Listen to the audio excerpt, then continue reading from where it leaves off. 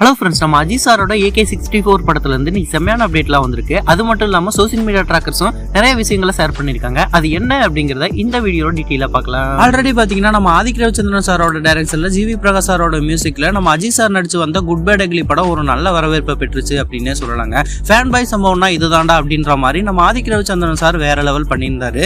நிறைய vintage songs எல்லாம் use பண்ணி வேற லெவல்ல சம்பவம் பண்ணியிருந்தாரு அப்படின்னே சொல்லலாங்க. அதை தொடர்ந்து இந்த AK64 படத்தை யார் தான்ப்பா டைரக்ஷன் பண்ண போறாங்க அப்படின்ற மாதிரி சோசியல் மீடியா ஃபுல்லா ஒரு செம்ம டாக் போயிட்டு இருக்கு அப்படின்னு சொல்லலாங்க. சில பேர் என்ன சொல்றாங்க அப்படின்னு பாத்தீங்கன்னா, தனுஷ் அண்ட் கார்த்திக் சுப்ராஜ் சார் இவங்கெல்லாம் இந்த படத்தை டைரக்ஷன் பண்றாங்க அப்படின்ற மாதிரிலாம் சொல்லிட்டு இருக்காங்க. சில பேர் பாத்தீங்கன்னா ஆதிக் ரவிச்சந்திரன் சார் தான் இந்த படத்தையும் டைரக்ஷன் பண்றாரு அப்படின்ற மாதிரிலாம் சொல்லிட்டு இருக்காங்க.